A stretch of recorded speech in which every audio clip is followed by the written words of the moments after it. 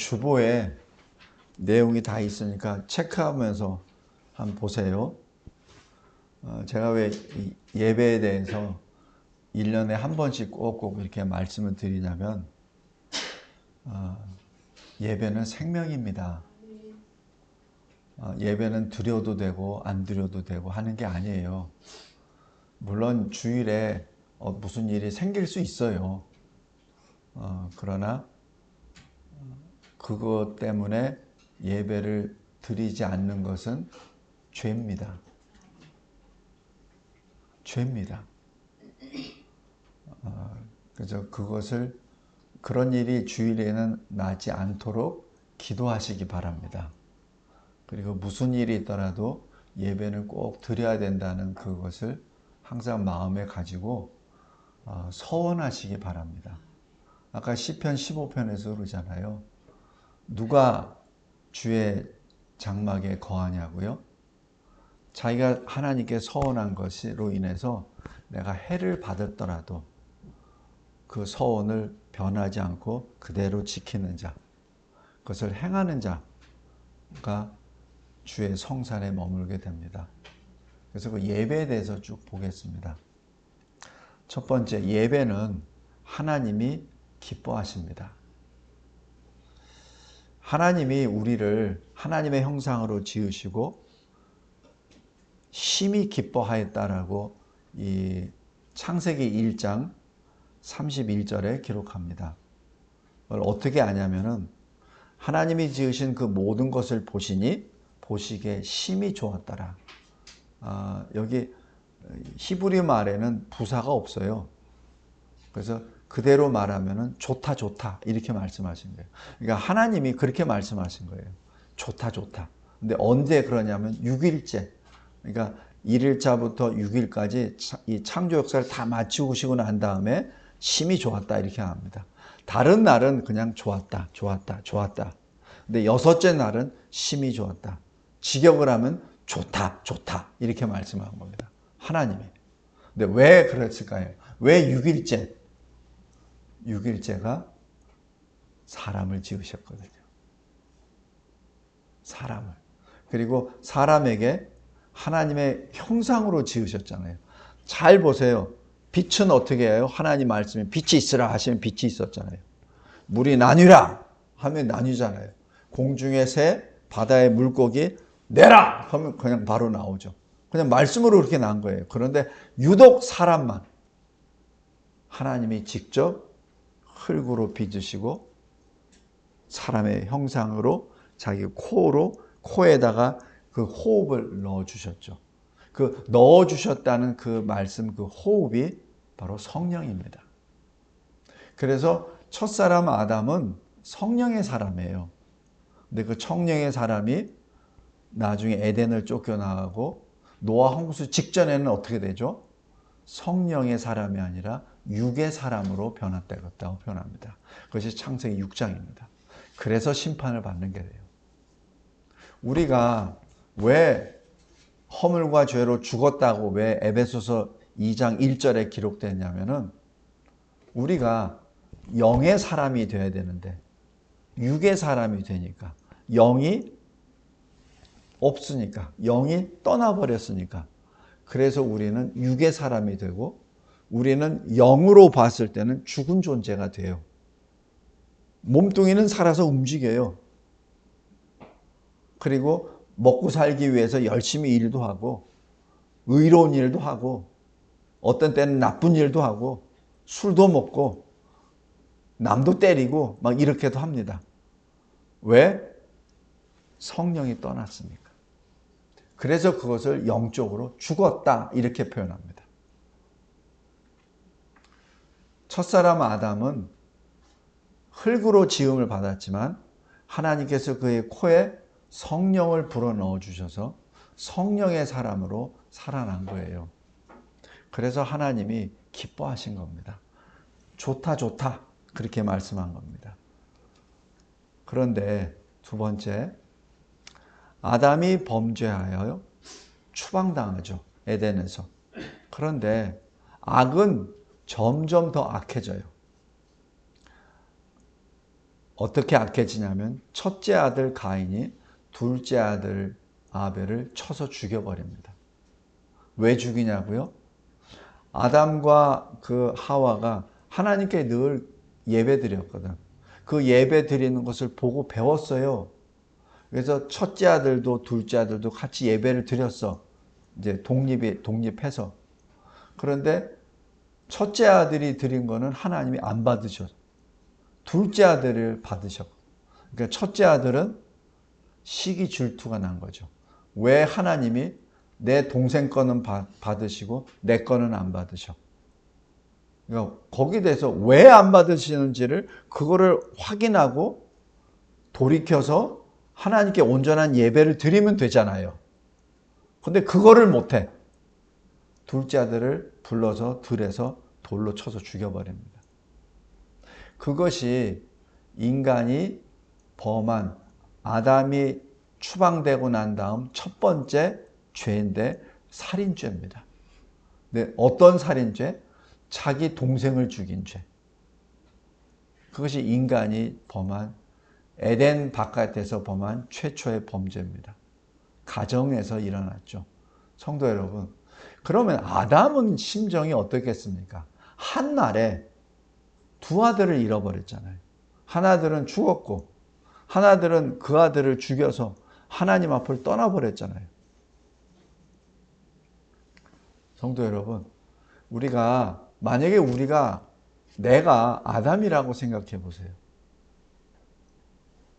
그 눈에 넣어도 안 아픈 두 아들을, 그것도 이제 장성해서 자립을 시켜놨더니 이제는 죽여버렸네. 사라져버렸네. 무슨 낙으로 삽니까? 성경에는 그 내용은 없어요. 성도 여러분, 성경은 자서전이 아니에요. 위인전도 아니고 역사책도 아닙니다. 성경은 하나님의 말씀이에요. 그래서 그거는 기록 안 합니다.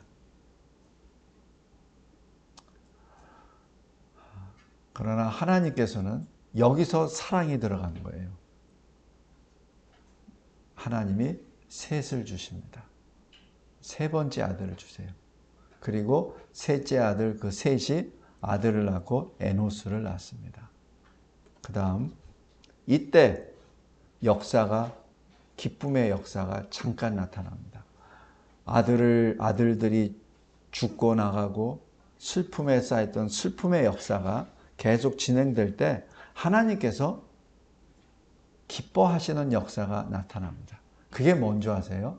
바로 예배입니다. 그래서 오늘 본문에요. 에노스 시대에 사람들이 비로소 여호와의 이름을 불렀더라. 여호와의 이름을 불렀다라는 게 뭐예요? 그것이 구약적인 표현입니다. 예배를 드렸다는. 그러니까 우리 예배 드릴 때 항상 하나님 부르잖아요. 그죠? 그래서 여호와의 이름을 불렀다는 것이 공적 예배를 드렸다는 얘기입니다. 우리 예배는 여러 가지 예배 있잖아요. 가정 예배도 있고, 특히 우리 한국 교회에서는 어디 신방 가도 예배 드리고, 놀러 가도 예배 드리고, 그죠? 그래서 목사님 여기까지 왔는데 예배 드려요? 그게 우리나라에만 있는 아주 독특한 전통입니다. 그게 복이에요. 제가 미국에서 한 6년 있으면서도 미국 목사님들이 우리 집에 와서 신방하고 어디 가서 무슨 일이 있을 때 예배 안 드려요. 예배 안 드립니다. 그냥 거기에 대해서 잠깐 뭐 얘기하고 기도하고 뭐 하든지 이럽니다. 유독 우리나라 성도들만 예배를 항상 드려요. 어디를 가도 예배 드려요. 뭐 기업이 시작했다 그래도 예배 드려. 그죠? 그게 참 복된 거예요. 그것을 뭐 유난 떤다고 신세대들이 그렇게 얘기하는데 그거 아니에요. 뭐든지 예배 드린다는 게 그게 감사합니다. 그게 복된 겁니다. 근데 여기서 오늘 본문 창세기 4장 26절에 비로소 사람들이 여호와의 이름을 불렀다라는 것이 비로소 에노스 시대에 공적 예배를 드렸다는 얘기입니다. 아마 셋 시대까지만 하더라도 가정 예배를 드렸을 거예요. 왜냐하면 그렇게 많지 않으니까. 근데 에노스 시대가 되니까 가족들이 많잖아요. 그 당시에 평균 연령이 900세 정도 되니까. 그러니까 셋이 낳은 자녀들이 굉장히 많을 거예요. 그리고 에노스도 마찬가지 많이 낳고. 그래서 에노스가 장성했을 때 숫자가 많아지죠. 그러니까 가정 예배로 드리는 것이 아니라 공적 예배를 드릴 수 있는 회중이 모였다는 것을 의미합니다. 그것을 기뻐하시기 때문에 하나님이 기록하게 하십니다. 성도 여러분, 창세기 4장 26절이 일종의 전환점입니다. 터닝 포인트예요. 슬픔이 기쁨으로 바뀌는. 하나님이 기뻐하셔서 기록하라 하셨기 때문에 기록된 것이죠. 그래서 기록된 겁니다. 그 다음 하나님이 기뻐하시는 공적 예배요. 또 이러한 역사는 계속해서 일어납니다. 특별히 아브라함이 어떻게 나가죠? 항상 하나님께서 도와주시거나 하나님께서 살려주시거나 하나님께서 어떤 은혜를 베풀어 주시면 그 현장에서 돌로 제단을 쌓고 여호와 이름을 불렀다라고 기록합니다. 이삭도 마찬가지, 야곱도 마찬가지. 항상 그랬어요. 그것이 여기 창세기 12장, 22장. 특별히 22장에서는 뭐예요? 자기 독자 이삭을 번제로 드리려고 했을 때. 그때 이삭 손대지 말라 하고 대신에 순양을 보내주시잖아요. 그때 하나님의 이름을 부르게 됩니다. 예배를 드리게 되죠. 다음 두 번째, 예배는 구원받은 자의 반응입니다. 구원받은 자의 반응이에요. 우리 요한복음 9장에 보면 날 때부터 맹인된 자가 있었죠. 그래서 주님이 고쳐주시잖아요. 진흙에다, 눈에다 진흙을 바르고 실로암으로 가서 씻으라. 그래서 그냥 가서 씻었어요. 그랬더니 눈이 떠졌어요. 성도 여러분, 이게 제가 한 몇 년 전에 언뜻 말씀드렸는데 이 안구가 있는 상태에서 났으면 별거 아닌데 제 생각에는 안구 자체가 없었던 것 같아요. 그러니까 날 때부터 맹인이지. 안구 자체가 없는 거예요. 그러니까 푹 들어간 상태지. 그죠? 그 상태에서 진흙을 발라서 씻으니까 안구가 생기고 눈이 떠진 거예요. 그러니까 그 사람을 제대로 못 알아보지. 주변에 있는 사람도 제대로 못 알아봐. 그래서 어떻게 났느냐, 그러니까 자초지종을 쭉 얘기를 하니까 그러면은 그 날이 안식일이네? 이러면서 유대인들이 안식일에 눈을 떴어? 안식일에 진흙을 가서 실로암에 씻었어? 일한 건데? 그러면 안식일을 범한 건데?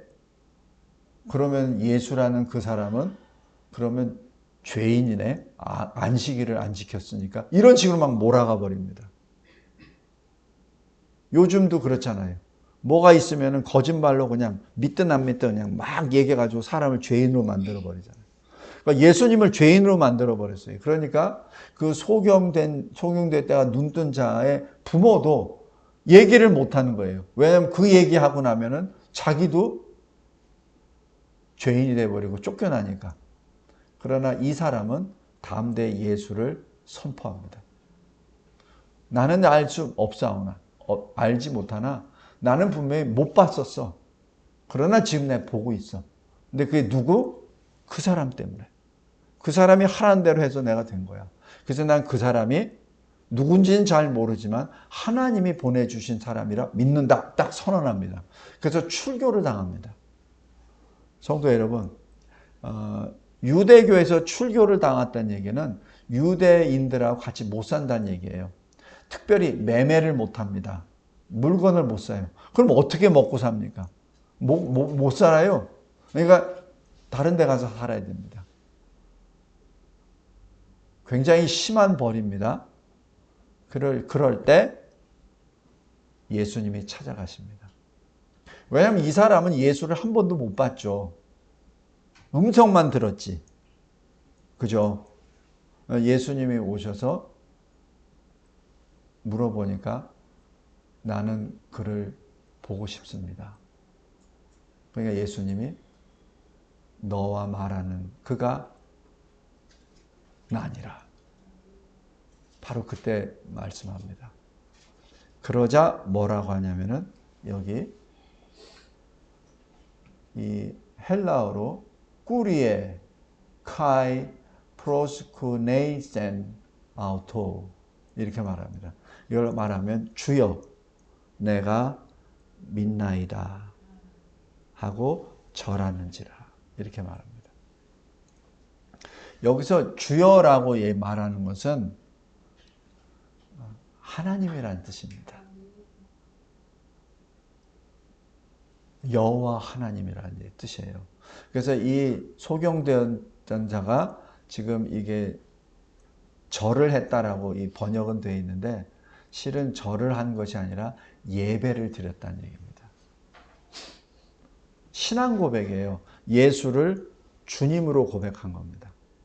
그리고 예배를 드립니다. 마치 아브라함이 하나님 앞에 예배를 드렸던 것처럼 똑같습니다.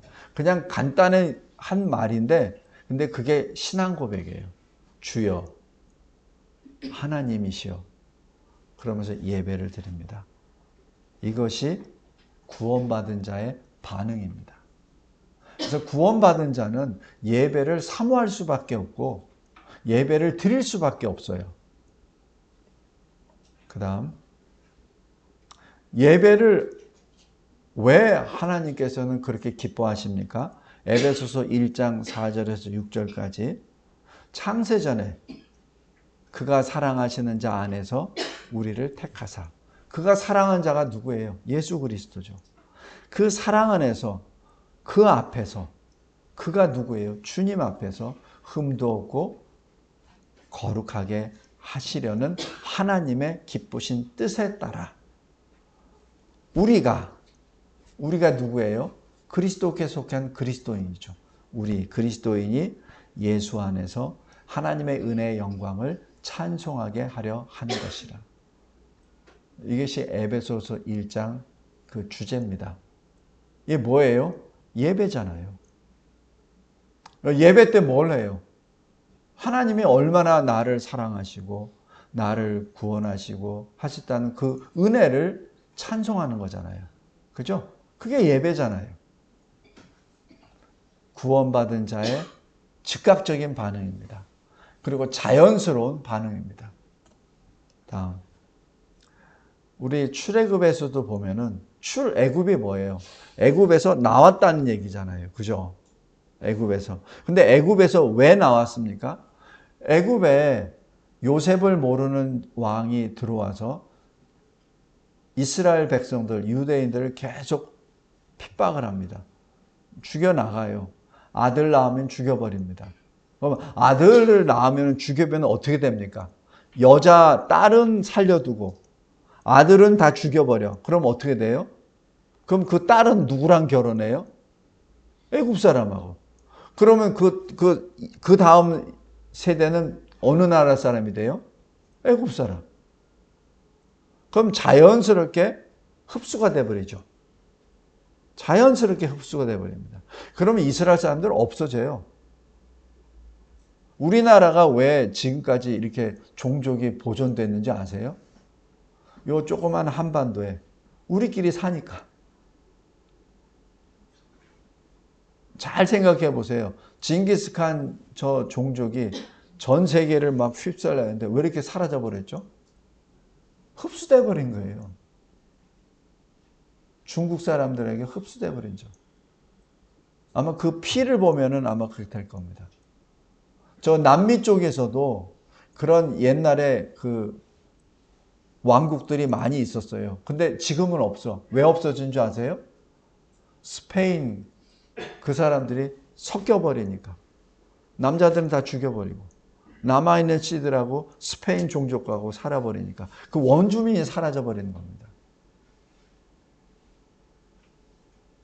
제가 대위 때 그러니까 한 30년 전이죠. 미국 가서 그 남미에 있는 그 장교들하고 쭉 보니까 자기가 얘기를 해. 내 눈은 노랗고 내 머리는 파랗고 내 어디는 하고 이게 왜 그런 줄 알아? 그래서 그게 뭐야? 총천연색이라 멋있네 그랬더니 그게 아니라 종족이 여러 종족이 섞여가지고 그래서 내 피는 지금 3개 종족이 합친 거라고 얘기하더라고. 어떤 사람은 4개 종족. 그게 뭐예요? 그 종족은 사라져버려요. 지금 이스라엘이 애굽에서 그런 고통을 받고 있었습니다. 그때 하나님이 아브라함과 이삭과 야곱의 언약을 기억하시고 하나님의 사람 모세를 보내셔서 출애굽을 이루시죠. 목적! 그들은 내 백성이라. 그들이 광야에서 나를 섬길 것이라. 섬긴다는 다른 말이 예배입니다. 그래서 섬기기 위해서 예배를 드리기 위해서 출애굽을 하신 겁니다. 그만큼 하나님이 예배를 그렇게 특별하게 생각하십니다. 다음 이것이 계시록 7장이 우리가 마지막 이제 종말의 때를 맞이해서 구원받은 자들이 갈 천성에서 예배드리는 모습이에요. 흰옷을 입고 손에 종려가지를 듭니다. 흰옷은 뭘 의미하죠? 거룩, 순결, 승리를 의미합니다. 그리고 종려가지는 승리를 말합니다. 성도 여러분, 우리가 흰옷을 누가 입어요? 패자는 흰옷을 못 입습니다. 왜 그런지 아세요?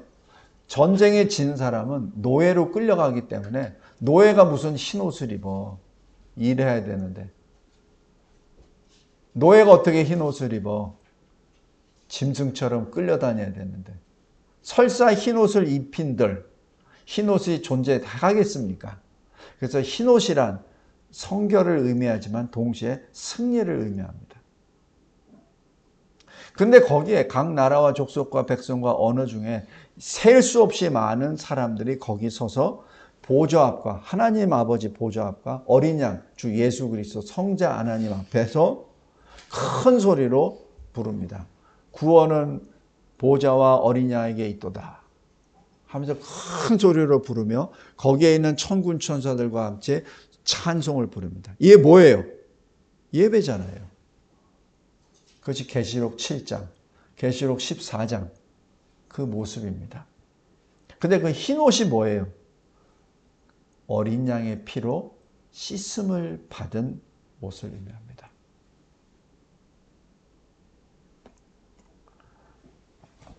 다음 3번째, 예배는 하나님과 동행하는 성도의 삶입니다. 삶이에요. 예배는 삶입니다.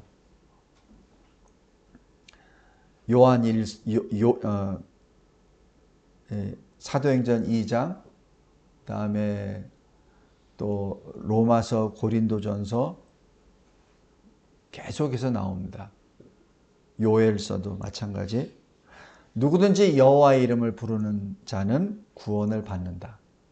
이 뜻입니다. 여호와의 이름을 부르는 게 뭐라 그랬어요? 예배. 그러니까 여호와의 이름을 부르는 자가 뭐예요? 예배자입니다. 예배자는 구원을 받습니다. 그런 사람을 성도라 불러요. 왜 성도라고 합니까? 성도의 성이 뭐예요? 거룩할 성이잖아요. 거룩하다는 게 뭐예요? 다르다. 구별된다. 뭐하고 다르고 구별돼요? 세상하고. 그래서 성도입니다. 그래서 거룩한 물이 성도가 되는 것이죠. 그래서 그러한 성도들은 하나님의 그 깊으신 뜻대로 영과 진리로 하나님께 예배를 드립니다. 성도 여러분, 꼭 기억하시기 바랍니다. 예배는 거룩한 구원받은 성도의 삶입니다. 그래서 하나님께 나아가는 자, 우리 보통 하나님께 나아간다 이렇게 표현하잖아요. 그럼 누가 나가죠? 나가서 뭐 합니까? 예배 드리는 거죠. 히브리서 11장에 뭐 합니까? 하나님께 나아가는 자는 어떤 자? 믿는 자. 뭘 믿어? 하나님이 살아계시고 그리고 하나님이 그를 찾는 자에게 그게 나아가는 자에게 상 주시는 하나님이심을 믿는 거예요.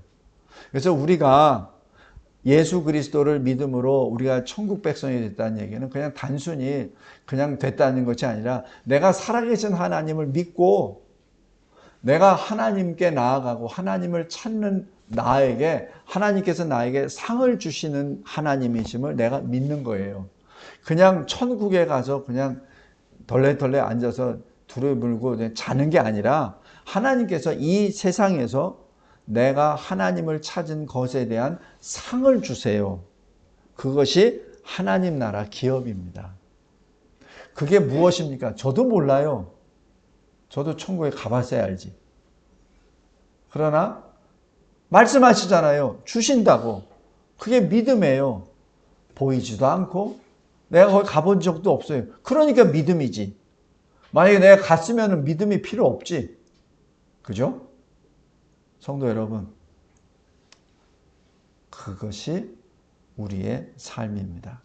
그런데 그 일을, 그 믿음을 어디서 누가 시작하셨냐면 우리 안에서 하나님이 기뻐하시는 선한 일을 시작하시는 분이 하나님이십니다.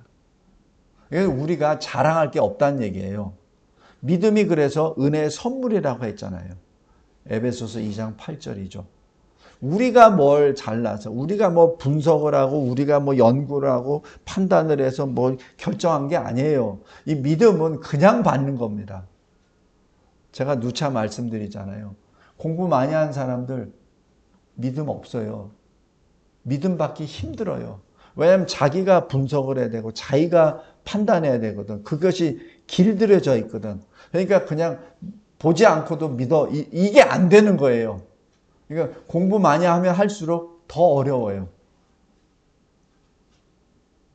그런데 그 공부 많이 한 사람들 중에서도 하나님의 특별한 은혜를 받은 사람은 그 공부한 것을 근거로 해서 더 굳건한 믿음을 전하고 그리고 복음을 전하는 그릇으로 쓰임을 받습니다.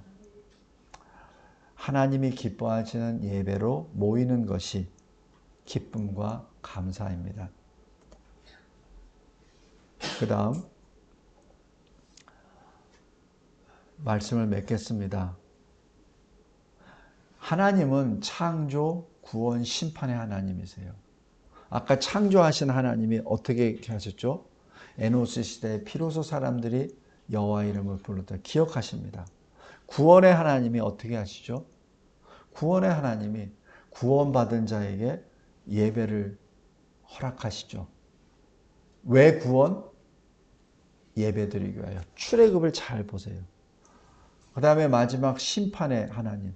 계시록 7장 잘 보십시오. 심판의 역사 가운데 하나님이 받으시는 게 뭐냐고. 예배잖아요.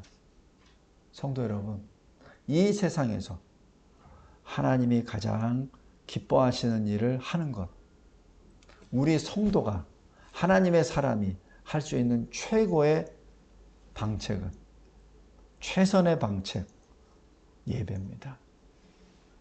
예배를 사모하시기 바랍니다. 그리고 나는 주일이 상당히 어려워. 예배 드리는 게 참 힘들어. 학교는 정확하게 가야 되니까 가는데 예배 드리는 거는 좀 그래. 좀 주일날 좀 쉬었으면 좋겠는데. 그게 아니라 하나님께 나아가는 것이 최고의 안식입니다. 기도하겠습니다. 하나님 감사하고 감사합니다.